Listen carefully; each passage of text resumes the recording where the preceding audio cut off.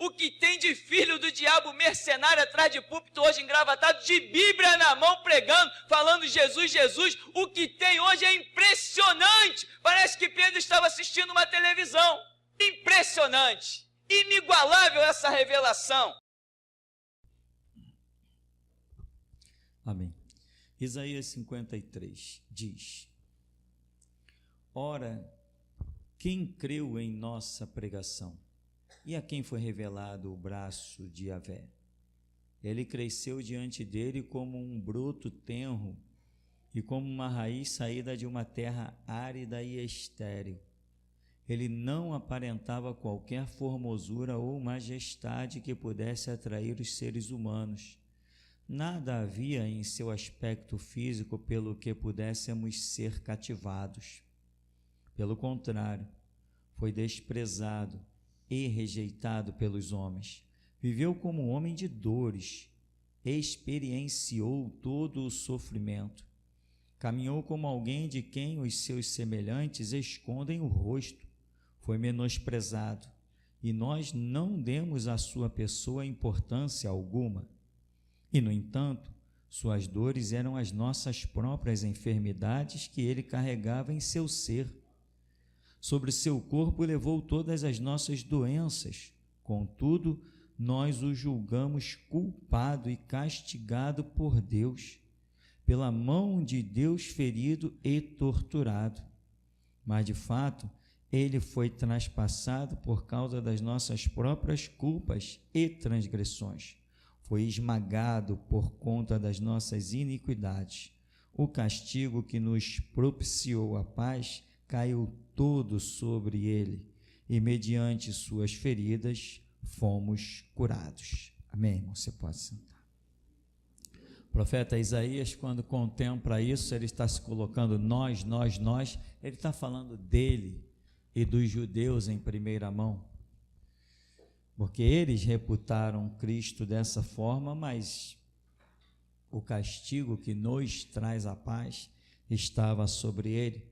Claro que a palavra foi primeiramente dirigida aos judeus, mas depois a dispensação muda e Jesus diz: ide por todo mundo. Mas quando ele estava no comecinho do seu ministério, ele disse: eu não fui enviado, senão as ovelhas perdidas da casa de Israel. Então, primeiramente, a palavra foi dirigida aos judeus.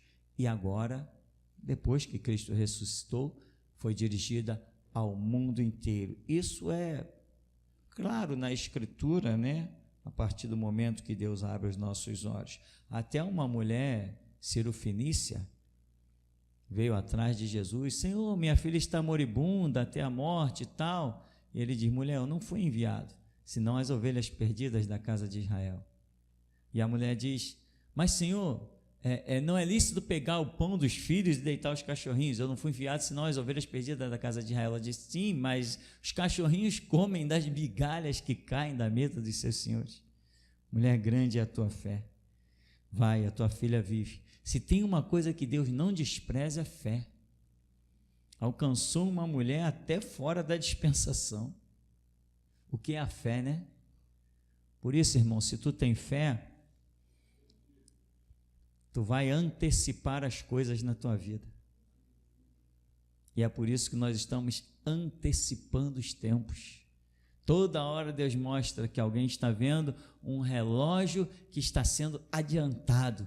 O tempo está sendo antecipado. As coisas, a escatologia, as coisas do final da era da humanidade, esse período que nós chamamos escatológico, até a volta de Cristo para implantar o milênio, isso está sendo antecipado, porque a fé tem poder de realizar isso. Porque o que acontece? A sua fé, você o tempo todo tem em mãos aquilo que lhe proporciona a fé. Está aqui a Bíblia, é a base da nossa fé. Então, o teu princípio parte daqui, não é isso? O tempo todo você tem isso aí. Não tem esse papo de, não, eu estou caminhando com Jesus, ainda não aconteceu isso ou não aconteceu aquilo na minha vida, ou seja lá o que for que a pessoa interprete, não aconteceu porque ainda não chegou a minha hora.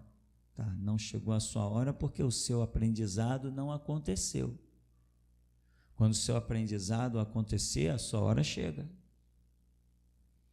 Mas o que te dá o aprendizado está aqui, ó. Está aí na tua mão, está aí no teu celular, está lá na tua estante, está aí.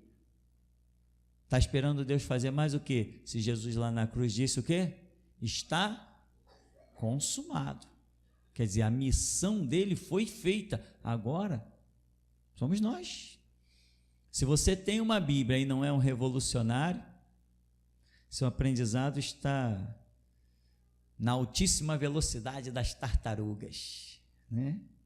Porque se você come Bíblia, meu irmão, as coisas acontecem, né? Jesus me mandou fundar um ministério aqui, Geração Jesus Cristo, eu tinha 33 anos. Irmão, vou dizer uma coisa para você. Com 33 anos, os cristãos são moleques espirituais. Eu tinha uma firmeza na Escritura que eu chegava a incomodar as pessoas. Eu chegava a incomodar. Quando as pessoas estavam nos seus debates, pessoas que eu falo cristãos, estavam nos seus debates, irmãos, assim, eu dizia, não, irmão, o que você acha? Eu acho isso. E você? E você? Eu dizia, o que a Bíblia diz? Não sei. Eu falo, a Bíblia não diz assim, assim, assim. Eu abri a Bíblia, mas estava aí. O que nós estamos discutindo aqui? Se a Bíblia já diz. Eu esqueci dessa passagem bíblica. Esqueceu o quê? Que esqueceu? Esqueceu de ler a Bíblia, né? Esqueceu de ler a Bíblia. Então, você, pela fé, pode antecipar as coisas, irmão. Pode ter certeza. Se você sabe que o seu alvo é morrer por Jesus Cristo, se você tem esse alvo, se você entende que Deus tenha esse projeto, mesmo que você não morra, mesmo que você seja como o apóstolo João, que dizem que morreu de velhice, mesmo que você seja como tantos milhões de cristãos que não foram martirizados, mesmo que seja assim, você sabe que Deus tem um objetivo na tua vida que a própria Escritura já diz. E o que diz? Ser fiel até a morte. Então, você sabe que essa fidelidade, ela é à custa de quaisquer circunstâncias, obstáculos ou cenário. A sua fidelidade pode te gerar a morte. Então, se você tem esse conceito dentro de você, você nunca vai. O Espírito de Deus está me mostrando um negócio, eu não sei se eu consigo, né? Que nem os irmãos, às vezes, eles chegam aqui, não sei se eu vou conseguir passar, pastor. O que acontece? Tem pessoas que aliviam na sua caminhada os conflitos, as guerras. Ele sabe que ele tem consciência de que Jesus o quer levar até a morte, talvez uma morte por martírio, e não apenas por idade, mas ele tem medos das coisas que rodeiam a sua vida, das intrigas, das contendas, das dificuldades que lhe podem ser causadas, das ameaças à sua família, essas coisas desse tipo, e acaba que ele não exerce aquela fé naquele projeto que já está escrito e predito, e aí ele fica aquém da realidade. Com esses, ele nunca antecipa nada na sua vida, nunca antecipa nada. Vou dizer uma coisa para você, quando Jesus me mandou fundar a Geração Jesus Cristo, ele disse assim, vai, porque não vai te faltar nada. Irmão, eu estava vivendo no arroz com macarrão, louvado seja Deus pelo aquele tempo, porque o deserto é a escola do Senhor. Eu estava vivendo no arroz com macarrão, irmão, e Jesus, quando virou para mim, vai, e acrescentou pela boca do profeta, não vai te faltar nada. Porque imagina, você não tem nada. Aí Jesus diz assim, vai fazer a minha obra. Como que eu vou fazer a obra? Eu não tenho direito o que comer em casa. As receitas do meu filho estão todas no meu bolso. Como que eu vou fazer a obra? Eu estou procurando um emprego. Eu quero que uma porta de emprego se abra. Eu preciso de salário, eu preciso de dinheiro. É o que passa na miserável cabeça dos mortais. Às vezes a gente diz que Jesus mandou maná, que Jesus fez e aconteceu, mas na hora que é a nossa vida passando no deserto, a gente não vê maná nenhum. Mas Jesus disse isso: vai, porque não vai te faltar nada. Eu obedeci, eu fui. O mundo caiu em cima de mim. O mundo, você sabe como é, né, irmão? As pessoas à sua volta. Esse é o mundo que cai na nossa cabeça. Porque a fé é individual. E não há profeta sem honra, senão na sua própria casa, no meio dos seus. E quando eu fui, eu tinha 33 anos. Com 2 meses que tinha fundado a Geração Jesus Cristo, eu comecei a comer coisas boas, não só o arroz e macarrão.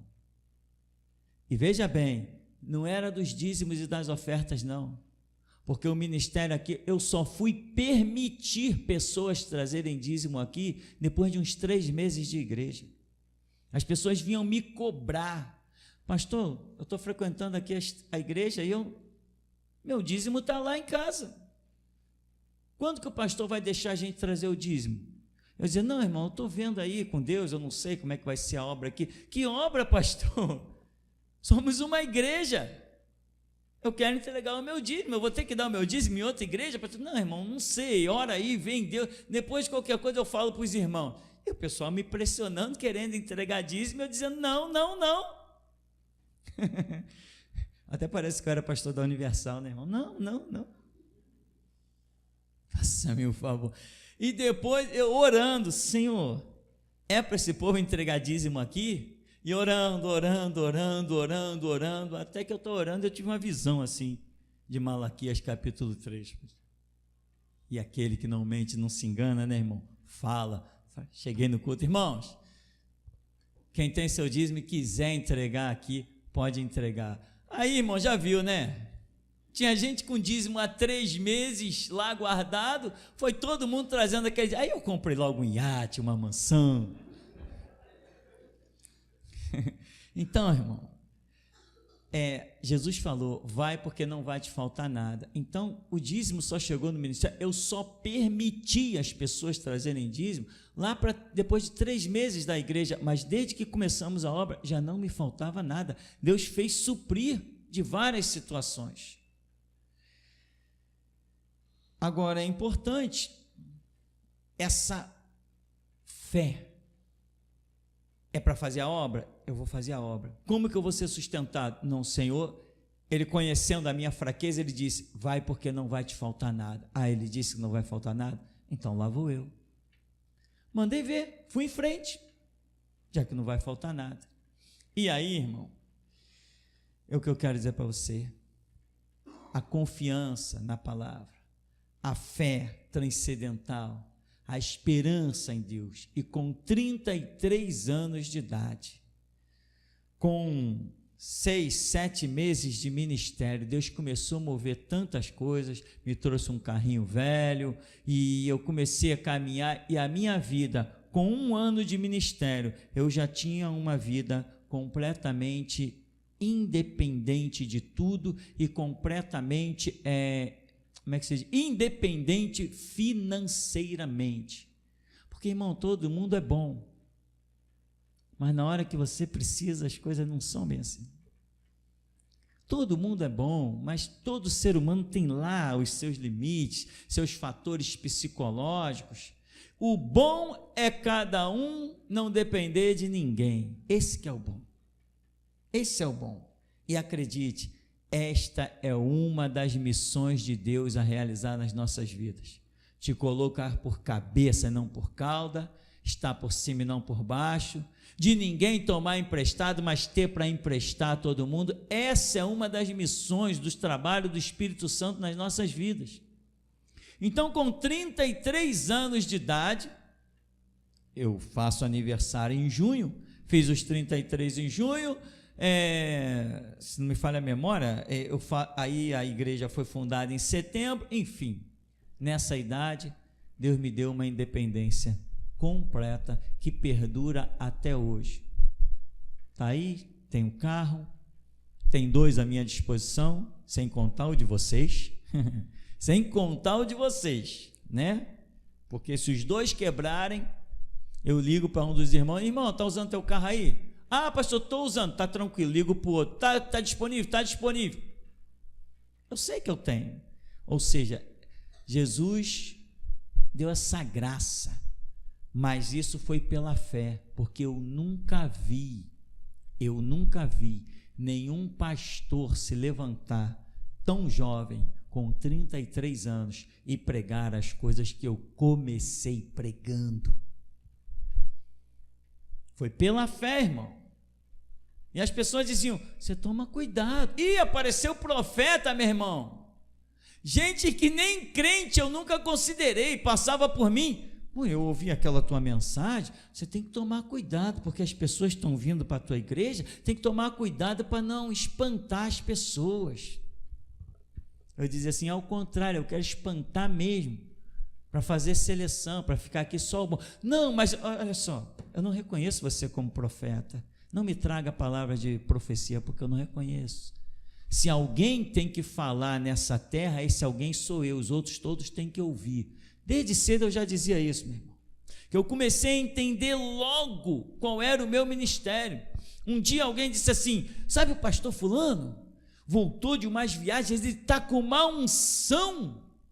A unção que ele está, ele pode reunir pastores e ministrar para pastores. Eu falei, conversa fiada, essa unção não está sobre ele. E o homem falou assim, como assim? Não está sobre ele, porque ela está sobre mim. Aí o homem riu, eu falei, pode rir à vontade, mas sobre ele essa unção não está, porque ela está comigo. E assim fomos caminhando, e Deus, irmão, nós fomos antecipando os tempos. Foi por causa da nossa fé que a restauração se implantou. Ou você acha que ela ia se implantar sem a base da vida de um homem?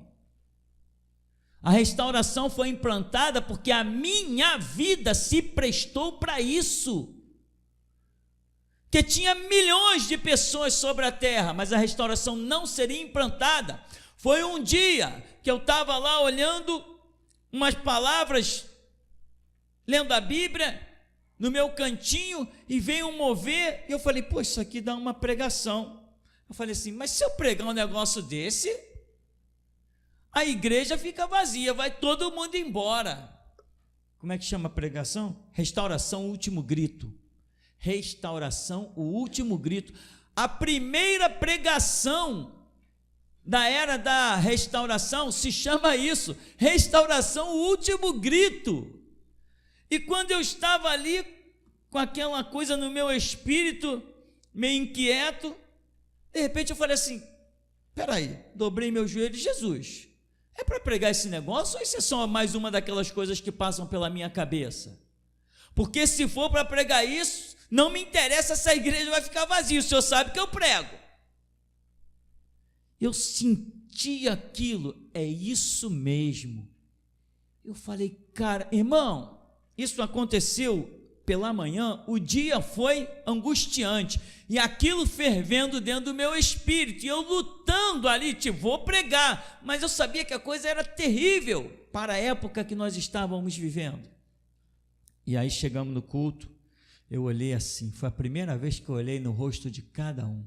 Ao chegar na hora da pregação, eu olhei, tinha uns 20 dentro da igreja, eu olhei cada um, eu falei, é a última vez que eu estou vendo esses rostos, pensei. E comecei, restauração, último grito, não lembro tudo que se fala naquela mensagem.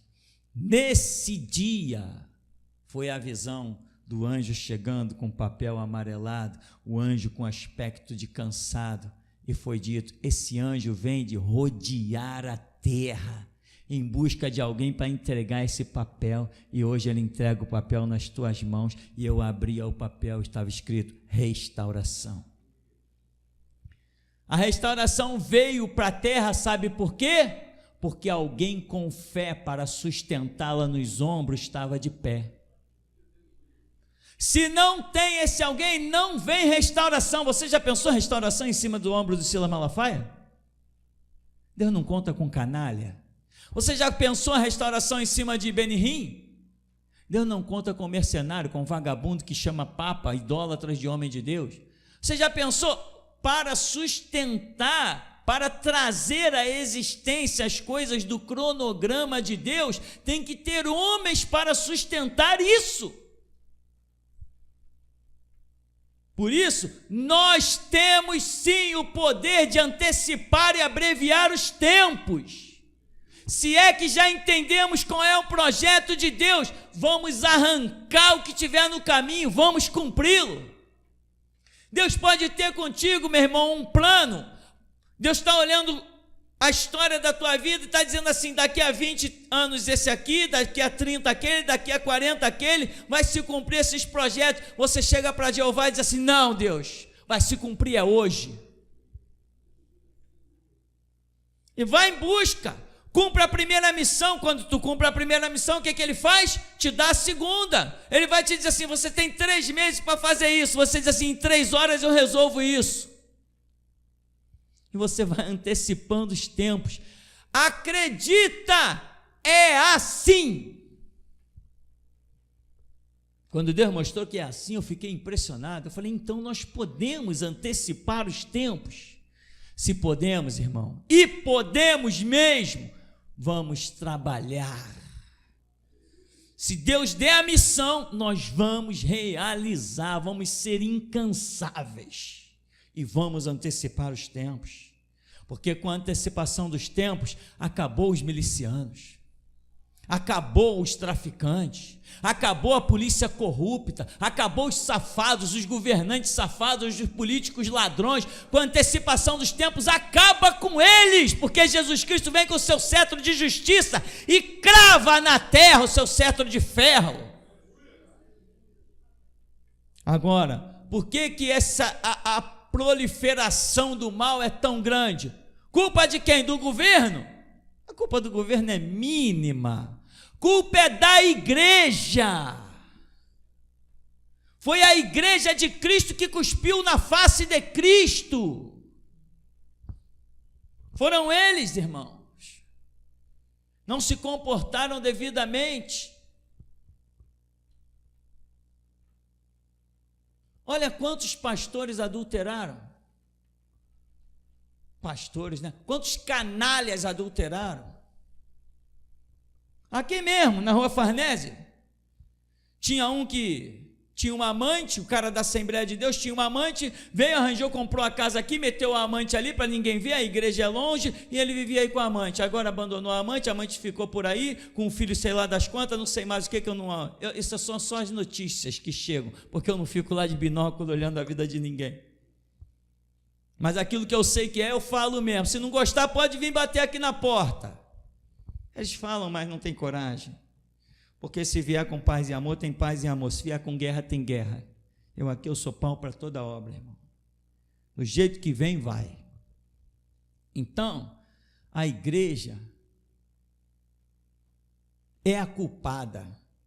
Porque a igreja deveria ser sal da terra. A igreja deveria ser luz do mundo. A igreja se transformou em trevas e um sal insípido. O mal prosperou. O mal proliferou. Olha de vez em quando surge aí uns moleque atrevido aí no bairro Santo Cristo. A gente dobra o joelho, levanta um dia de clamor, no dia seguinte resolve o problema, não é assim? Se a luz não resplandecer nas trevas, as trevas continuam de pé. A luz tem que resplandecer nas trevas, tem que ir para o atrito, para o confronto, para a guerra. O Filho de Deus se manifestou para quê? Para desfazer as obras do diabo na distância, com medo, debaixo da cama. Não é assim que se desfaz as obras do diabo. Para se desfazer as obras do diabo, eu tenho que ir ao encontro delas. Então a igreja fracassou demais. Ou seja, tudo aquilo que Jesus Cristo fez, a igreja deixou de fazer. Aqui Isaías 53 é o retrato da pessoa de Jesus Cristo. E quando Jesus Cristo veio, em Lucas 10:19, ele diz assim: eu vos dou poder para pisar serpentes, escorpiões e toda a força, toda a obra do diabo, e nada absolutamente vos causará dano algum. Você é discípulo de Jesus? Esse poder, essa autoridade fazem parte das pegadas dele. Eu até escrevi alguma coisa lá no grupo do Zap, né? Se não te interessa, não é mais ou menos isso. Se não está interessado na Via Crucis, no Gólgota ou no sepulcro, para de seguir as pegadas de Jesus, porque a qualquer momento você vai se decepcionar. Isso vai acabar te destruindo. Quando você se deparar com essa realidade, você vai dar meia volta, vai acabar com você. Aqui diz: desprezado, rejeitado, viveu como homem de dores, experienciou todo o sofrimento, caminhou como alguém de quem os seus semelhantes escondem o rosto, foi menosprezado, e nós não demos à sua pessoa importância alguma. E a um servo. Então esse aqui é o teu retrato? Você vai carregar uma cruz? Você vai aguentar as chicotadas? Você vai aguentar ser levantado na cruz? Você vai aguentar ser morto, expirar? Você vai aguentar todas as algemas, os grilhões? Você vai aguentar o sepulcro frio? Se tu diz, eu vou, você é o forte que sustenta a cruz. Você é o forte que sustenta o evangelho. Enquanto tu viveres, Deus andará pela terra dos mortais.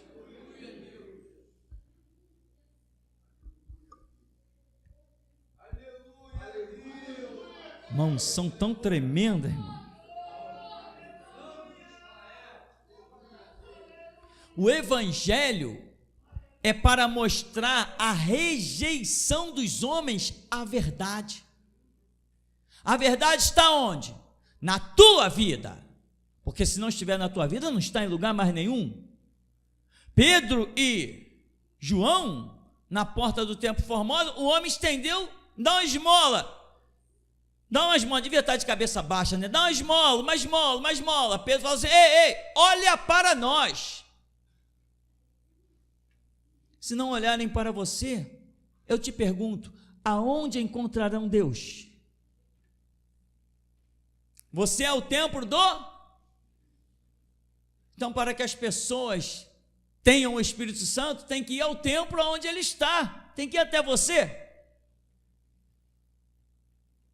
Todas essas rejeições de Cristo, né, diz a Escritura, ele veio para o que era seu, mas os seus não receberam, rejeitaram.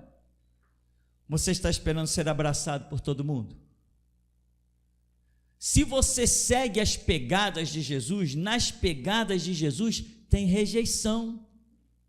Nas pegadas de Jesus tem alguém que mete com ele a mão no prato, depois o dá um beijo para o trair. Você é forte? Ou você é fraco? Só os fortes suportam a traição. Os fracos, não, eu fui traído, eu não contava com isso, balela. Os fortes dizem, fui traído porque sou igual ao meu Senhor Jesus.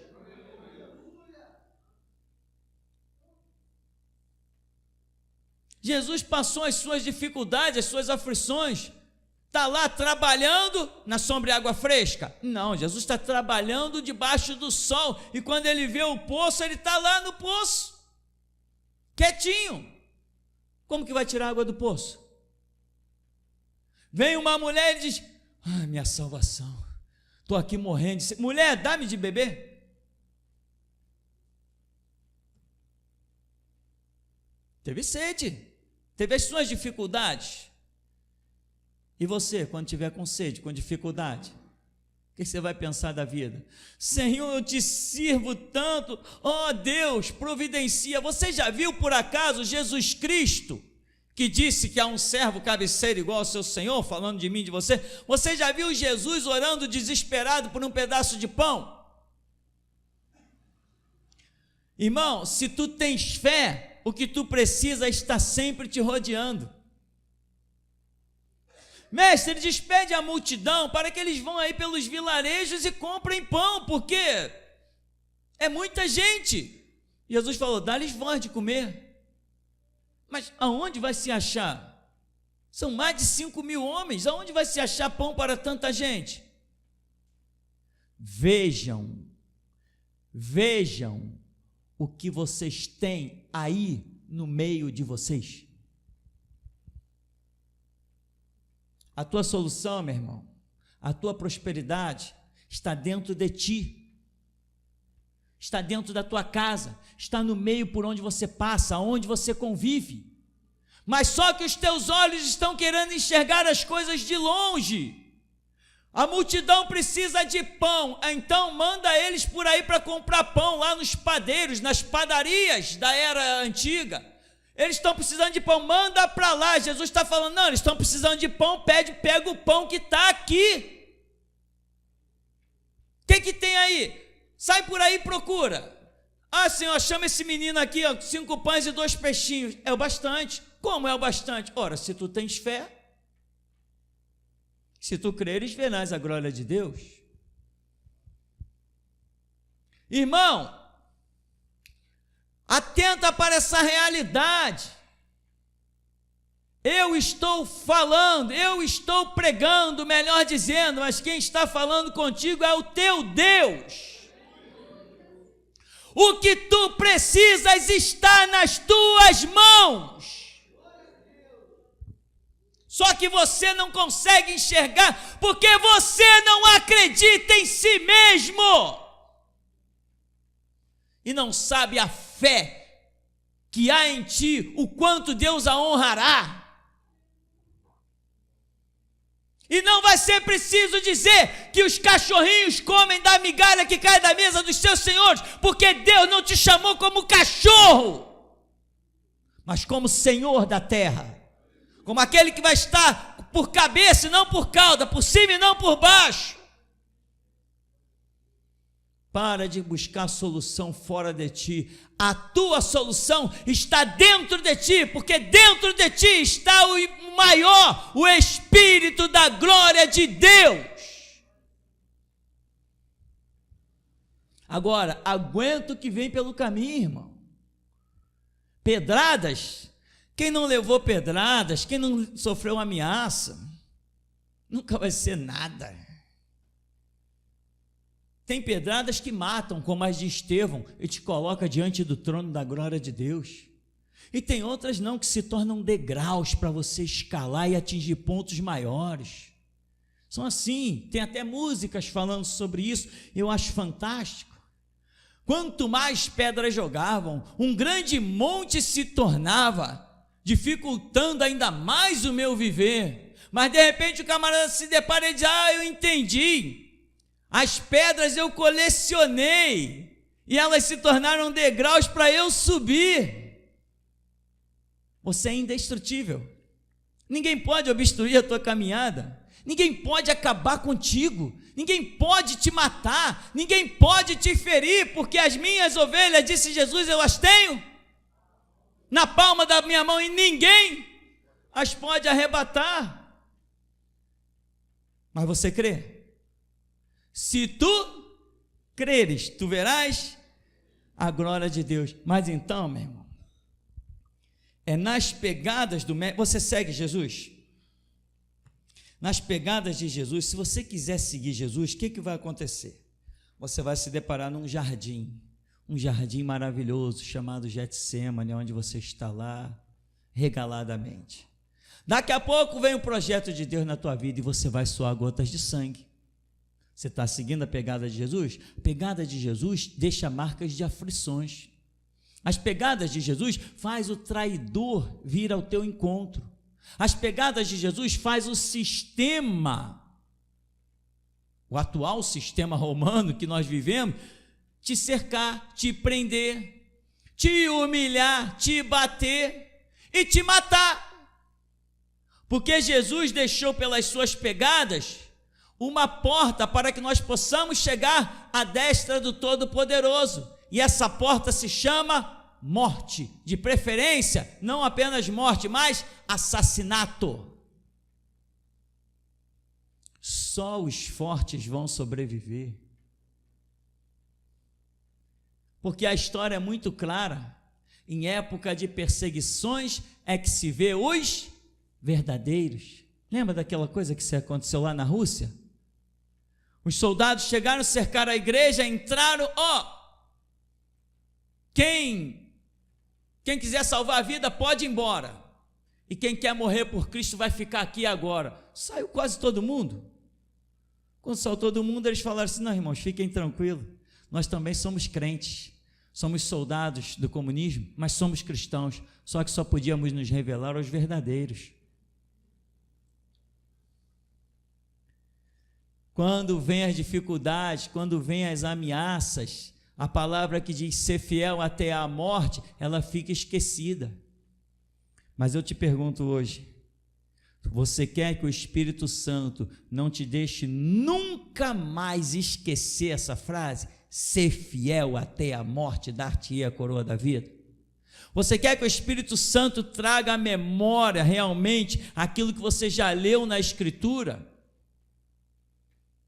O destruidor está já diante de ti, guarda tu a fortaleza, guarda tu a coroa, para que ninguém a roube.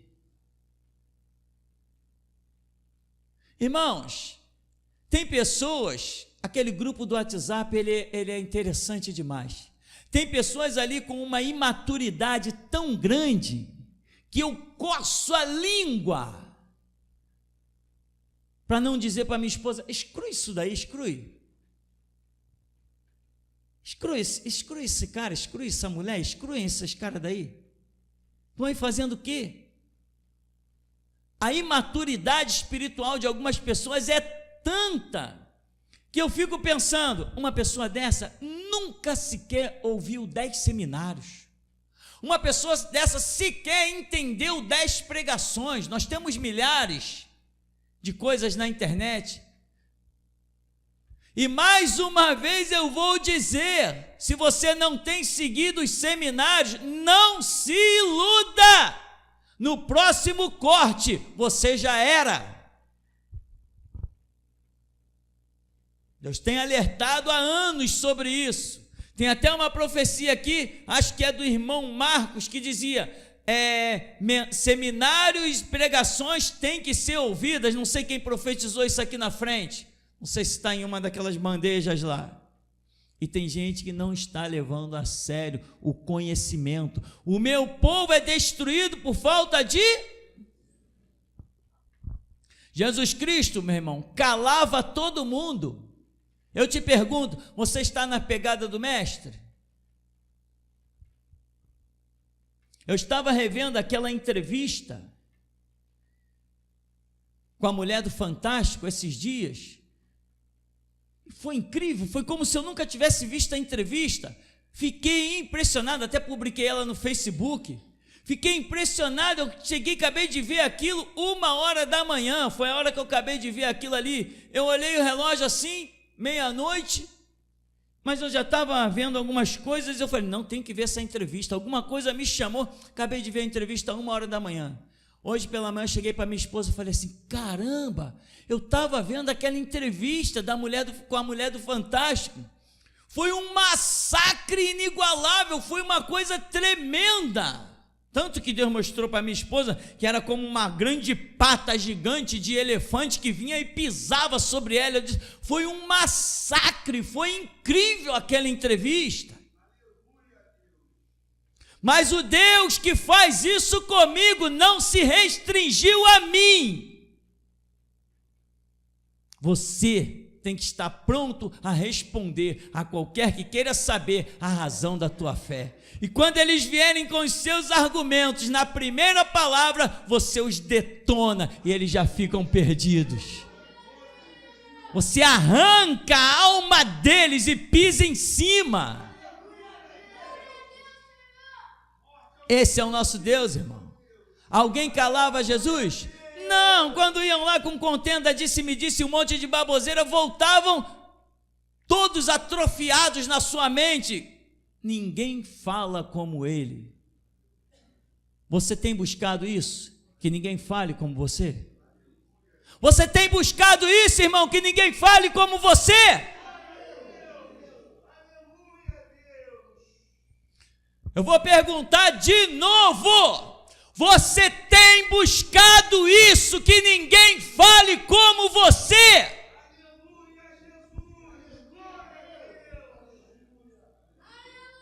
Porque se tu envergonhares o nome do teu Senhor, está escrito: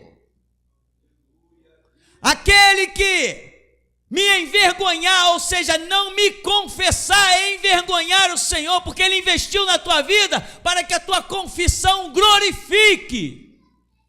Mas se você não confessar Cristo diante dos homens, Ele não te confessará diante do Pai e dos seus santos anjos.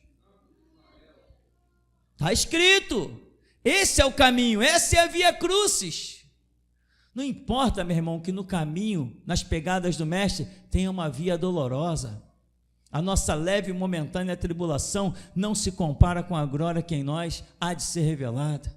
Não esquece que quando você contemplar os portais celestiais, em que eles se abrirem, você dirá: eu faria tudo de novo. Não esquece disso. Tem uma unção especial pairando. Eu não sei o que é. Talvez Deus revele aos profetas do ministério, ou revela no decorrer do culto, não sei. Mas tem uma unção, meu irmão. Nas pegadas de Jesus, as pegadas de Jesus, ela não termina lá na morte. As pegadas de Jesus sobre a terra termina na ressurreição. É ali na ressurreição ele ainda teve o seu corpo carnal e pisou sobre a terra. Tem o mistério dos 40 dias, que ele repetiu coisas concernentes ao reino dos céus. Mas atente para isso, as pegadas de Jesus passam pelo Calvário. Mas, disse ele, como eu venci, o Pai me dá que eu me assente com ele no seu trono. Todo aquele que vencer, assentar-se-á comigo no meu trono.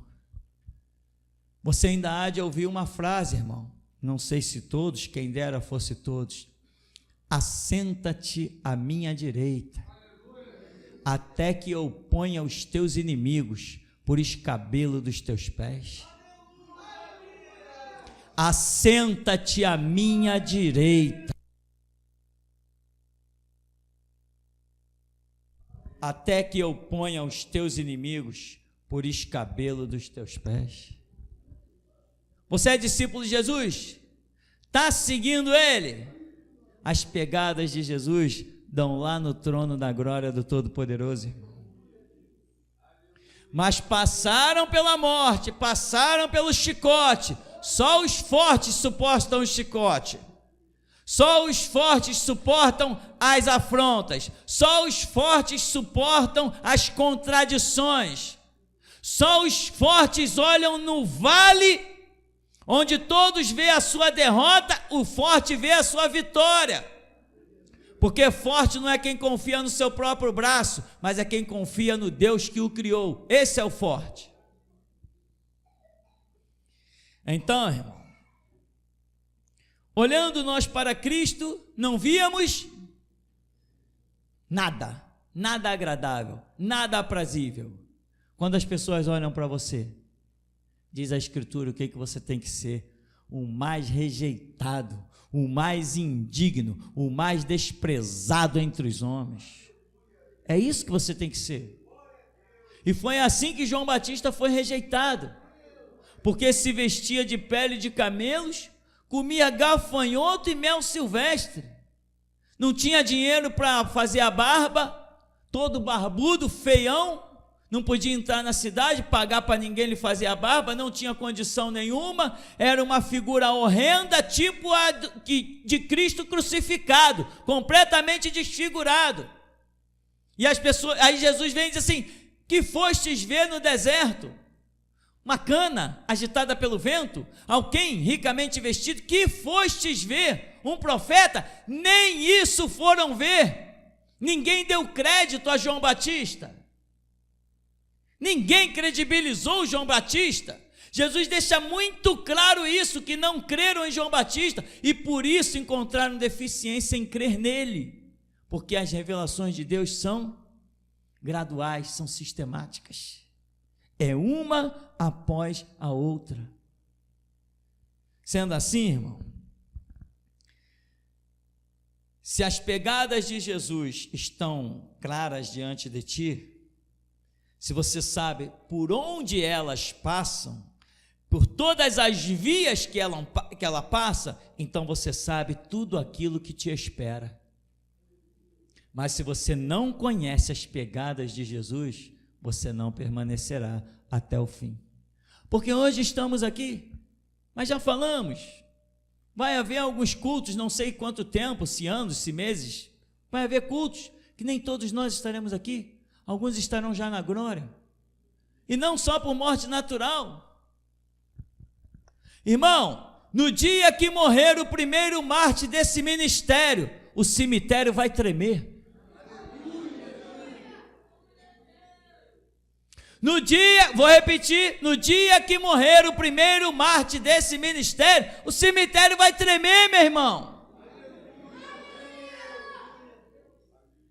Deus tem projetos não só com a tua vida, mas também com a tua morte.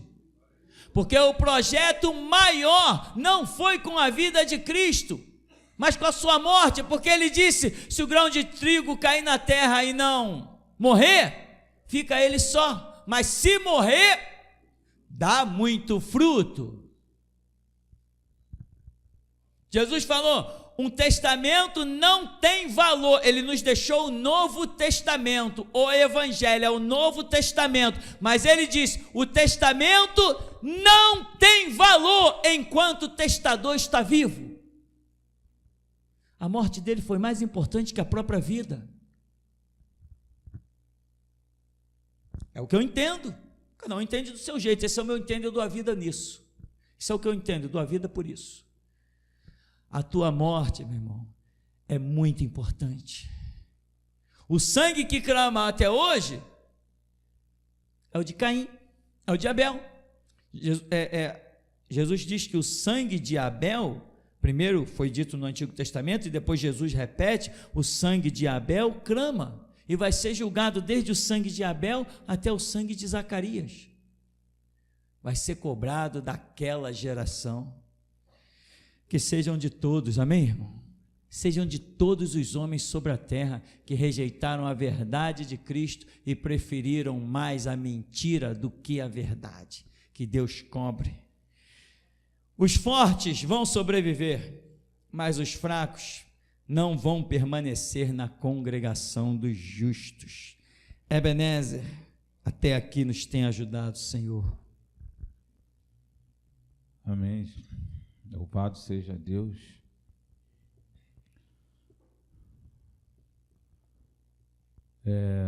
Irmã Dominique, eu vi um anjo, ele se posicionou do seu lado,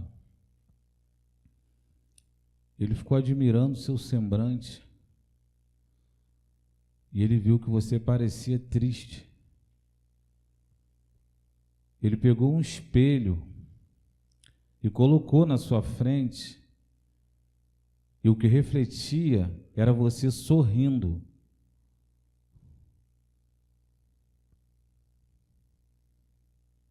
Amém. Deus é contigo, irmão. Assim te manda dizer o Senhor nesta noite. Irmã Noelma,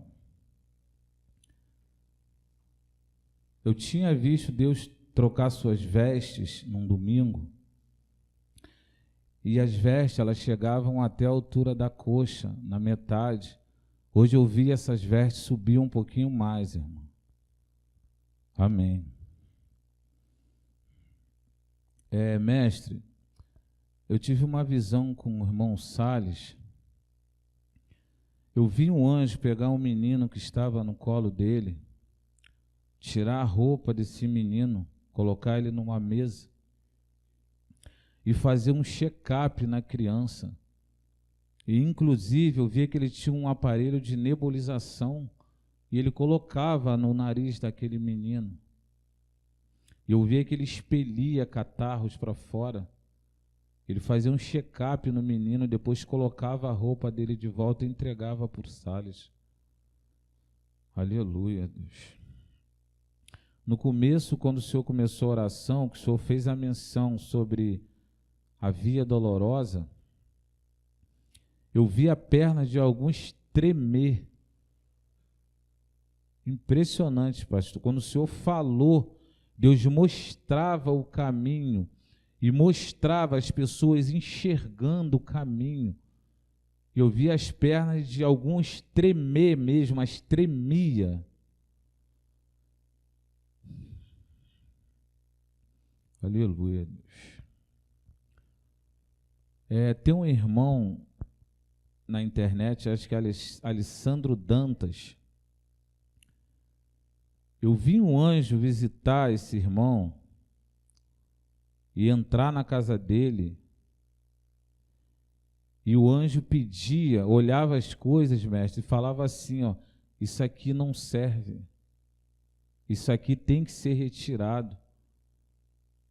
E o anjo acompanhava ele para ele retirando as coisas, que aquilo não servia para o ministério.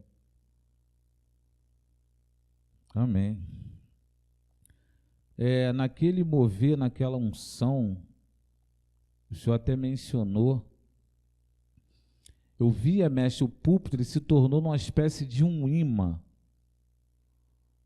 Incrível, e esse imã atraía alguns irmãos que viam na velocidade, colava. E na visão eu vi que o irmão Davidson, ele veio numa velocidade muito intensa e colou no púlpito. E assim aconteceu com alguns irmãos naquele momento daquela unção, mestre. Amém.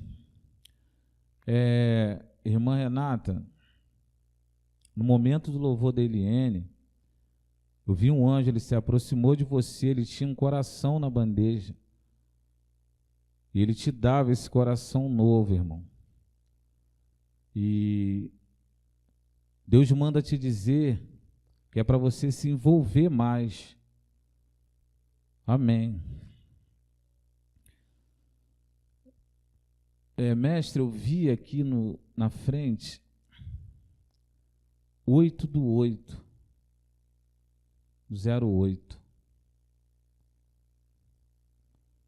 E eu fiquei enxergando aquele número. Daqui a pouco eu vi uma mesa. E eu via alguns papéis nessa mesa. Eu via algumas pessoas sentadas. Só que de algumas que estavam sentados, eles tinham armas na cintura. Eles mexiam em papéis.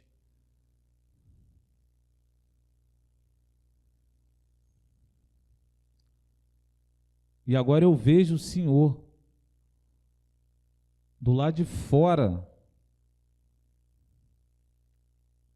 numa espécie de uma praça.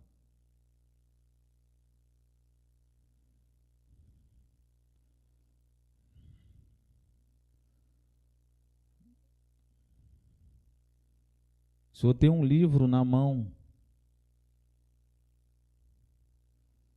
E eu vejo que o Senhor começa a pregar. Mas o livro é fino, mestre.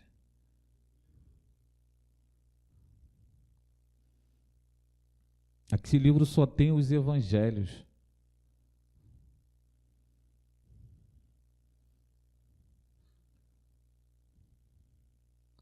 Aleluia, Deus. O Espírito Santo está me falando, mestre. Neemias 8, capítulo 8. Como se Esdras estivesse pregando e falando ao povo: assim eu vejo o Senhor. Aleluia, Deus. Eu vejo um anjo andando na igreja. Ele tem algumas enxadas na mão.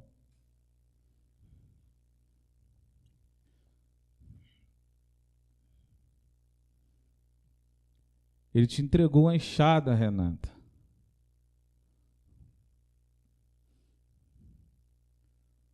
Ele para na frente dessa senhora, Gilmara. Ele para na sua frente, Gilmara.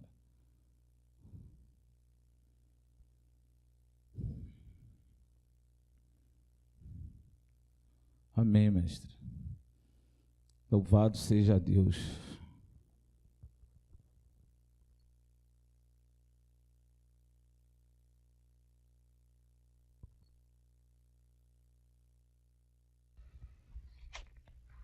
Começo do culto, quando o Senhor começou a falar, mestre,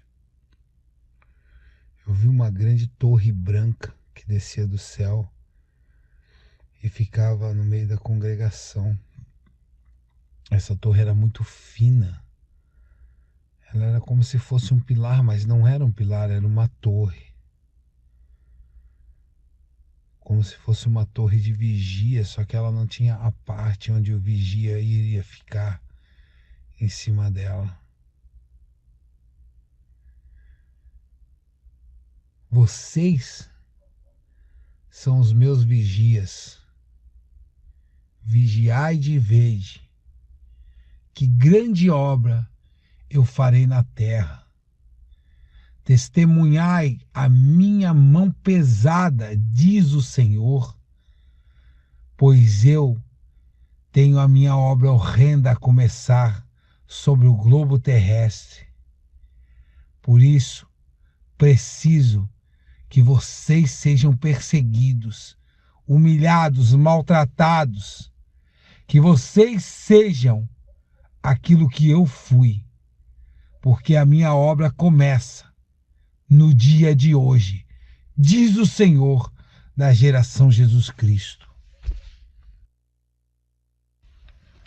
Tive uma visão de uma grande espada e essa espada, o cabo dela era manejado por um grande anjo e essa espada era como se fosse um moedor, aquele moedor de pimenta que gira assim. Assim ele fazia com essa espada, e essa espada era uma espada como se fosse uma espada que iria moer a muitos. Amém.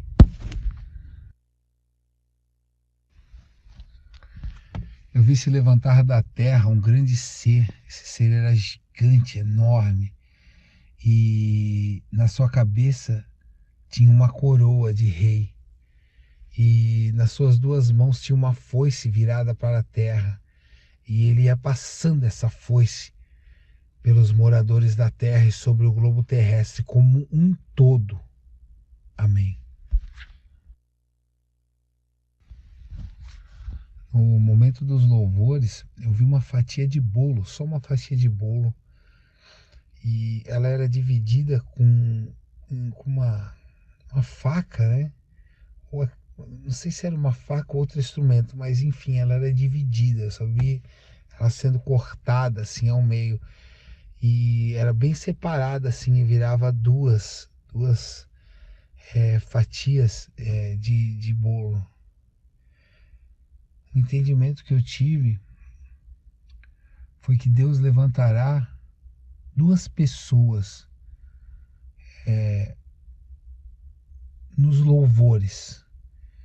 Deus levantará duas pessoas nos louvores que serão muito usadas pela mão dele. Amém. No momento dos louvores, a câmera passou onde a irmã Dayana estava tocando o teclado e eu vi um anjo colocar uma espada nas suas costas, irmã. Ele veio e colocou assim essa espada era curva. Essa espada vai ferir. Essa espada será usada num momento específico, onde lhe interrogarão sobre algo. E Deus lhe dará a palavra certa, a palavra perfeita nessa hora. Assim manda te dizer o Senhor. Amém. No momento da pregação, mestre, quando o Senhor disse que não acontece porque tu não acredita em ti mesmo, nesse momento eu vi o Senhor pegando um machado e esse machado não aquela parte cortante, tem aquela parte de trás que tem uma ponta, aqueles machados assim. Tinha um vaso branco, como se fosse um alabastro, assim, aquele bem fino, assim, aquele vidro branco bem fino, assim. E o Senhor quebrou esse vaso. E como se derramasse um óleo no chão da congregação. Amém. Eu vi palavras sendo escritas e eram as palavras que o Senhor ia ditando na pregação que o Senhor ia falando. Eu vi essa palavra sendo escrita sem auxílio de mãos, com uma pena, a pena se movia sozinha e ia escrevendo num pergaminho.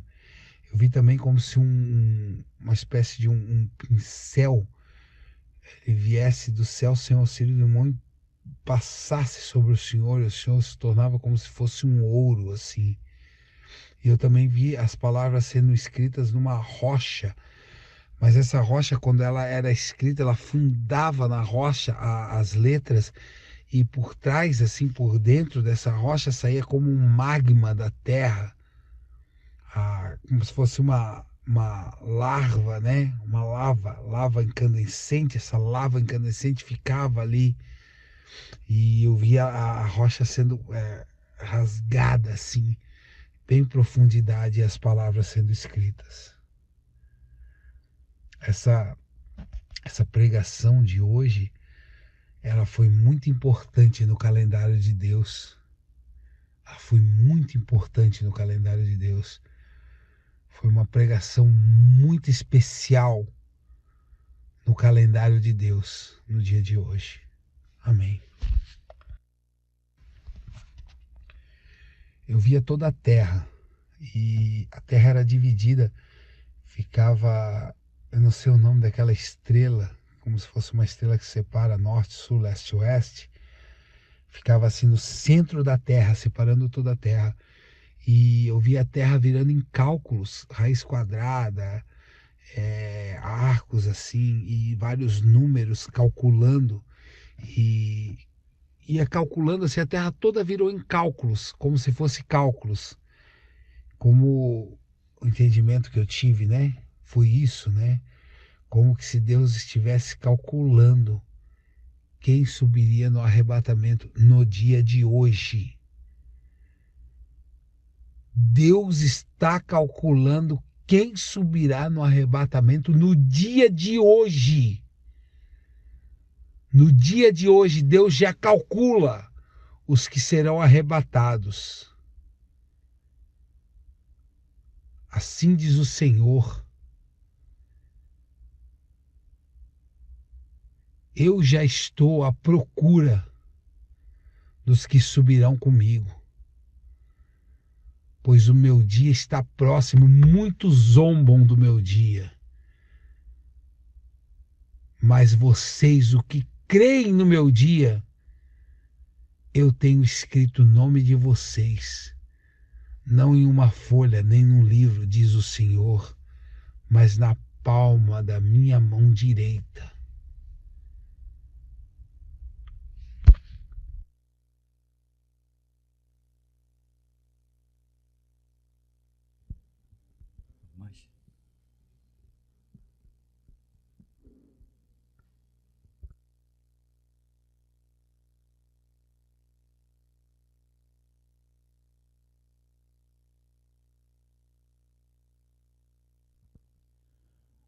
Quando o irmão Rômulo falou dos louvores,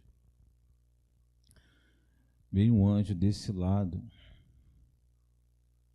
deu a mão a Daniela, e eu vi que as pernas dela tremiam muito, e deu a mão ao Iago, trouxe até aqui na frente e apresentou o Senhor, mestre. Aleluia. Quando ele falou agora da volta de Jesus, que ele já estava calculando, eu vi um grande relógio. A princípio, ele acelerava de uma maneira absurda. Quando ele parava, eu vi que o ponteiro era o Senhor, mestre. Amém, igreja.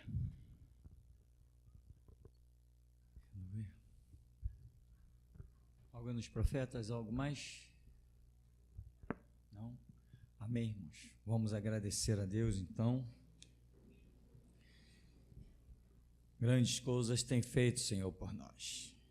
Tem nos edificado, tem nos alertado, tem nos ensinado. Porque ninguém poderá comparecer inocente diante do Senhor. Se ainda há vida em ti, então ainda há esperança. Põe a boca no pó. O próprio Senhor diz, talvez haja esperança. Busca, porque quem busca, ele disse que acha. Bate, ele disse, quem bate, a porta se abre. Ele disse, clama a mim, eu vou responder. Buscai o Senhor enquanto se pode achar, invocai-o enquanto está perto. Quem diz isso é o próprio Senhor, que não mente e não se engana. Viva a palavra e tu viverás muito bem. Bendito Deus excelso, glorioso, nós te damos graças, porque verdadeiramente vemos que o Senhor nunca abandonou o seu povo fiel e verdadeiro, aqueles cujo coração quebrantado dia após dia clamam por ti, pela tua palavra, pelo teu espírito, pela tua verdade, pela tua justiça. Verdadeiramente o Senhor Deus é Deus real, é Deus presente, é Deus grandioso, é Deus fortaleza, é Deus socorro, é Deus de justiça, é Deus de verdade. Por isso, Deus excelso, santo, augusto e majestoso, nós te damos toda a honra, toda a glória, todo o louvor e toda a adoração. Não há Deus além de ti, nenhuma rocha que se compara ao nosso Deus. Tu és o juiz, és o legislador, tu és o nosso salvador, és o nosso rei. A nossa salvação está em ti, a nossa esperança, a nossa vida, Senhor, está em ti. Por isso, Senhor, se temos que suplicar alguma coisa, são por forças multiplicadas, para subirmos como a águia, Senhor, corrermos sem cansar, sem se fatigar, para que teu santo, glorioso, excelso, bendito nome seja glorificado, pois além de ti, meu Senhor, não temos outro bem. Glorificado seja o teu santo nome. Leva-nos na tua graça, na tua paz, pois nós somos com certeza, Deus, os que buscamos cada dia ser os teus guerreiros. Jesus! Nós que por ti daremos a vida, te saudamos. Aleluia! Amém. Vamos em nome de Jesus.